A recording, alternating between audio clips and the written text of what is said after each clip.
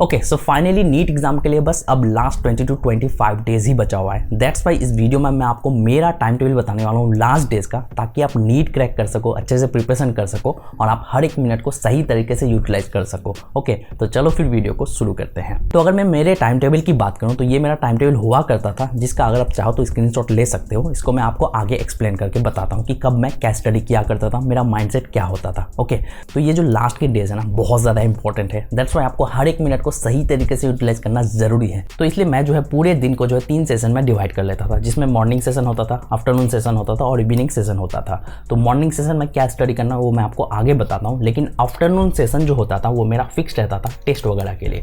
यानी कि मुझे अगर मॉक टेस्ट देना है या फिर सेल्फ टेस्ट देना है या फिर क्वेश्चन पेपर सॉल्व करना है, तो ये जो है मैं आफ्टरनून सेशन 3 घंटे का पूरा फिक्स रखता था, ताकि मैं एग्जाम टाइम में एक्टिव रह सकूँ और अच्छे से एग्जाम दे सकूँ। बिकॉज इसी टाइम पे एग्जाम होने वाला है, तो ये जो टाइम है मेरा फिक्स रहता था टेस्ट वगैरह के लिए। ठीक है, तो ये आपको भी ज़रूर करना चाहिए।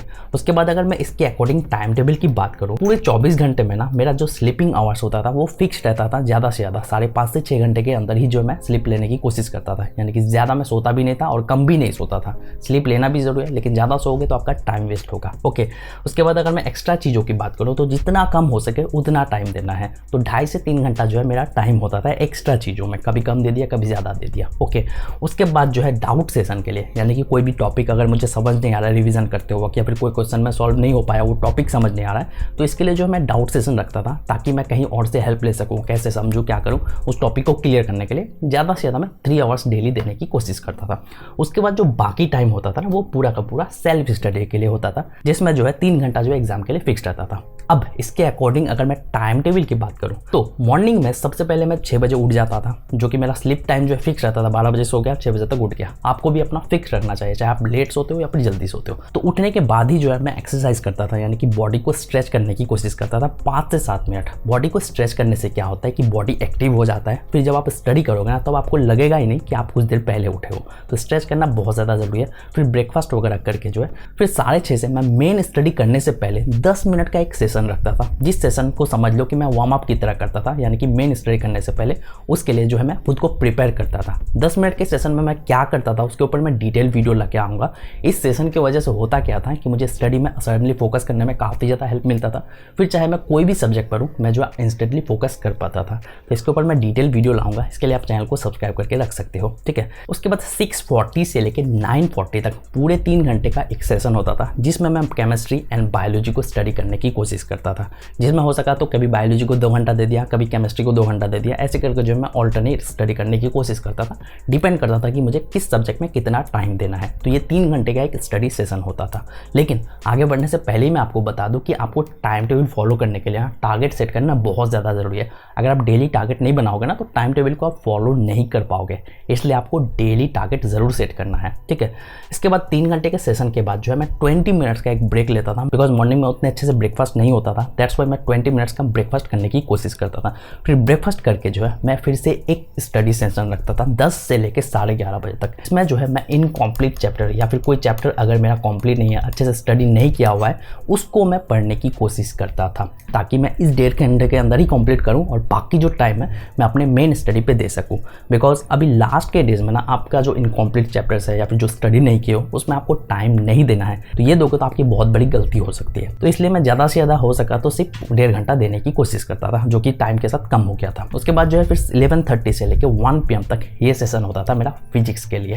फिजिक्स में मैं 1.5 घंटा ज़्यादा से ज़्यादा नहीं देता था, 1.5 घंटा ही देता था। वो मेरे लिए फेयर इनफ था। फिजिक्स उतना भी मेरे लिए टफ नहीं हुआ करता था। आपके ऊपर डिपेंड करता है कि आप कितना टाइम देना चाहते हो। फिर 1 PM से लेकर 1:50 PM तक, यानी कि 50 मिनट का जो है मैं लंच सेशन रखता था, जिसमें नहा वहा के खा पी के रेडी हो जाता था स्टडी के लिए। फिर 1:50 से लेकर 2 PM तक जो है 10 मिनट का मैं एक सेशन रखता था मेन टेस्ट देने से पहले, ताकि मैं टेस्ट के लिए रेडी हो पाऊँ। उस 10 मिनट के दौरान मैं कुछ भी लिखने की कोशिश करता था, या फिर सुबह जो भी स्टडी किया हूँ वो सब लिख लिया कि मैं ये पढ़ा हूँ। उसके लिए बस 10 मिनट का एक लिख लेता था, जिस वजह से होता क्या था कि मैं काम डाउन होकर टेस्ट दे पाता था। ठीक है। तो ये ज़रूर आपको भी करना चाहिए। मेन एग्जाम देने से पहले आपको 10 मिनट में कुछ भी लिखना चाहिए, कुछ भी लिख लो, कुछ भी याद कर लो क्या क्या पढ़े हो। तो इससे क्या होगा, माइंड आपका एक्टिव हो जाएगा। फिर 2 PM से लेकर 5 PM तक जो है मॉक टेस्ट वगैरह या फिर सेल्फ टेस्ट वगैरह या फिर PYQ जो है सॉल्व करने की कोशिश करता था।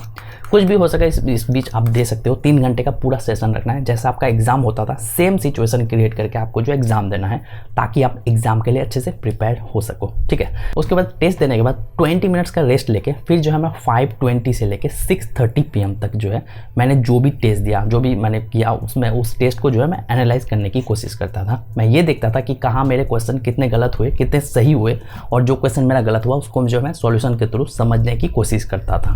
और एनालाइज कैसे करना है आपको टेस्ट के बाद, उसके ऊपर डिटेल वीडियो आपको मिल जाएगा, लिंक आप डिस्क्रिप्शन में एक बार चेकआउट कर लेना, उससे आपको बहुत ज़्यादा हेल्प मिलेगा। फिर जो है आप अपने मिस्टेक को फाइंड आउट कर सकते हो और अपना मार्क्स बूस्ट कर सकते हो। फिर 6:30 से लेके 8 PM तक मैं जो है डाउट टॉपिक सेशन रखता था, यानी कि मैंने जो भी टेस्ट में क्वेश्चन सॉल्व नहीं कर पाया, उन सब क्वेश्चन से रिलेटेड टॉपिक अगर मुझे समझ नहीं आया तो उसी से रिलेटेड जो है मैं डाउट टॉपिक सेशन रखता था। चाहे मैं यूट्यूब से हेल्प ले लूँ या फिर कहीं और से हेल्प ले लूँ या फिर मेरे शॉर्ट नोट से हेल्प ले लूँ, तो वो डाउट टॉपिक सेशन होता था 1.5 घंटे का। फिर जो है 8 से लेकर 8:45 PM के अंदर जो है मैं डिनर कर लेता था, यानी कि 45 मिनट ही जो है मैं ज़्यादा से ज़्यादा देने की कोशिश करता था। उसके बाद जो है 8:45 से लेकर 10:15 PM तक मैं क्या करता था, वही जो क्वेश्चन मैं सॉल्व नहीं कर पाया, टॉपिक को समझ नहीं आया, उसका डाउट क्लियर करके मैं जो है शॉर्ट नोट्स बनाता था, यानी कि नोट्स बना लिया ताकि मैं सेम मिस्टेक नेक्स्ट टाइम ना करूं। मिस्टेक मेरा क्या हुआ उसको लिख लेता था, फिर उसी के लिए जो है मैं शॉर्ट नोट्स बना लिया करता था। ये मेरा सेशन होता था। इससे क्या हुआ कि मैं जो भी क्वेश्चन में गलती किया हूँ, जो भी क्वेश्चन सॉल्व नहीं कर पाया, क्यों नहीं कर पाया, मुझे सॉल्यूशन भी मिल गया, कहाँ मुझसे मिस्टेक हुई वो भी लिख लिया, फिर उसी के लिए मैंने अलग से नोट्स भी बना लिया, जिस वजह से क्या हुआ कि वो टॉपिक मेरा अगेन अच्छे से क्लियर हो गया और नेक्स्ट टाइम वो मेरा गलती नहीं होगा। तो ये भी आपको ज़रूर करना चाहिए। ठीक है। उसके बाद जो है 10:15 से लेके 11:35 PM तक इसमें जो है मैं प्रैक्टिस करता था, यानी कि जो भी मेरा क्वेश्चन गलत हुआ फिर उस टॉपिक को मैंने समझा, डाउट क्लियर किया, फिर सेम टाइप के क्वेश्चंस को जो है मैं प्रैक्टिस करता था। इससे क्या होता था कि मेरा जो है क्वेश्चन अच्छे से प्रैक्टिस होने के बाद पूरा टॉपिक अच्छे से क्लियर हो जाता था और नेक्स्ट टाइम वैसी गलती होने का चांसेस ही नहीं रहता था। तो इसलिए आपको जो है एनालाइज करने वाला वीडियो ज़रूर देख लेना, उससे आपको बहुत ज़्यादा हेल्प मिलेगा कि कैसे आपको क्या करना है। ठीक है। ये आपको ज़रूर करना है। मॉर्निंग सेशन में आप मेन सब्जेक्ट को पढ़ लो, जैसे आप रिवीजन करना चाहते हो, रिवीजन करने का भी वीडियो आ जाएगा।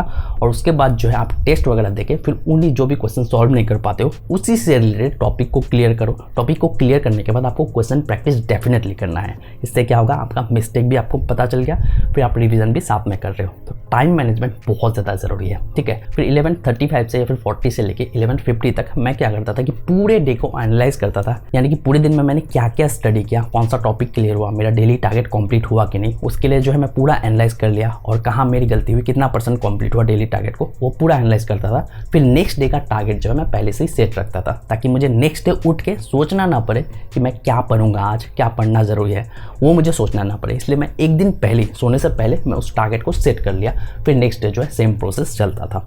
तो ये मेरा टाइम टेबल हुआ करता था। ठीक है। अभी लास्ट के डेज में ना आपको 15 to 16 आवर्स सेल्फ स्टडी में टाइम देना ही है, अगर आप नीट क्रैक करना चाहते हो, अच्छा रैंक लाना चाहते हो, अच्छे मार्क्स पाना चाहते हो। तो बस मुझे आपको अपना टाइम टेबल बतानी थी। हेल्प मिले तो वीडियो को लाइक कर सकते हो, कुछ भी कन्फ्यूजन है तो कमेंट सेक्शन में बोल सकते हो। तो मिलते हैं नेक्स्ट वीडियो के साथ। Thank you.